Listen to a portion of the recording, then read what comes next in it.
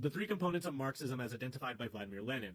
Number one, materialism. All throughout human history, humans have had two great philosophical viewpoints that have been clashing with each other.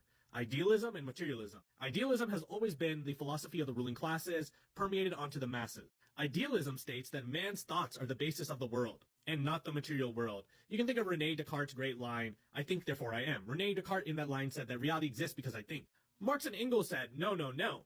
Man's mind is not the basis of the world is the basis of man's mind. This may be a simple concept for us to think about. I mean, of course, man's mind is a reflection of the world. What does that mean? It means that everything we are told about society by the ruling classes is wrong. It means that man is a product of his social being, the environment he grows up in. Man is a culmination of the material world around him. If man grows up in feudal society, he acts like a peasant. If man grows up in capitalist society, he acts like a worker. If man grows up in socialist society, he acts like a socialist.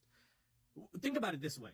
Idealism under the capitalist age tells us that capitalism is natural, that capitalism has always existed, and that the rich worked hard for their position. This magical working hard earned them the right to rule. Under feudalism, it was the absolute right of kings. Kings were appointed by God. Materialism says this is all bullshit. Materialism says that these men were simply just products of their social environment, specifically the economic systems around them. They are simply a temporary summation of history, all the present hitherto events. There's nothing special about a billionaire in his position, and in fact, capitalism has a beginning and an end. In that way, materialism is a very radical ideology. Even though it starts with the simple concept of the world is actually the basis of reality and man's mind is a reflection of it, its logical conclusions is that capitalism is not inevitable, that capitalism is temporary, it had a beginning and it will have an end, that billionaires are not appointed by some magical voodoo we call hard work, and that they can be overthrown. Two was Marx's critique of political economy. Unlike the other political economists around him, who had seen products and commodities as just simply that, commodities, Marx quickly realized commodities were representations of relationships between mankind, between labor and capital, between workers and capitalists. The capitalists would buy the workers' labor as a commodity itself. In the capitalist age, labor itself had become a commodity. The worker would sell his labor to the capitalist and receive a wage in return. And from this, the capitalist would get surplus value. How many times have you heard the saying, the boss makes $1, I make a dime, that's why I poop on company time, or something of that sort? That's basically Marx's surplus value. That's his conception of surplus value. You clock into work, you make $3,000 worth of watches, let's say, and your paycheck only has $300 in it. Where did that $2,700 go? It went to the capitalist in the form of surplus value. And a good portion of your workday was spent not making your own wage, because remember, you made $3,000 worth of value through watches. A good part of your workday is spent completely unpaid. It's spent giving that capitalist the $2,700. Half of your workday is spent gaining that $300 you're going to see in your paycheck.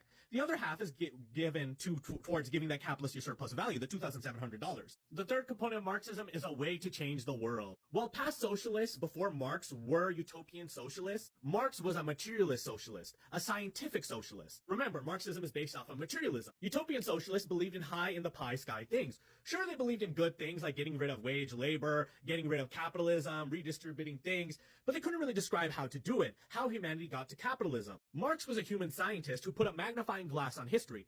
He studied all of human history through a materialist lens, concluded how we got to capitalism, and formulated a scientific way to overthrow capitalism through the form of workers' parties, workers' organizations, proletarian revolution, something that high in the pie utopian socialists were never able to do.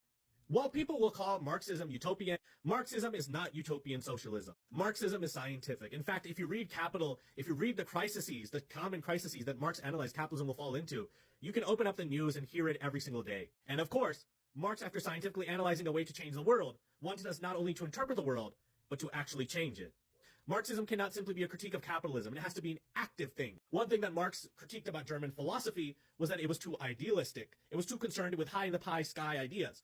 Marx has had our goal in philosophy is to bring it from heaven down to earth so that we can actually change the world around us, not just simply interpret it. Marx and Engels had this really great analogy about a seed in soil. They said that socialism and communism will have to be a seed that sprouts from the soil it is planted in, the material conditions around it.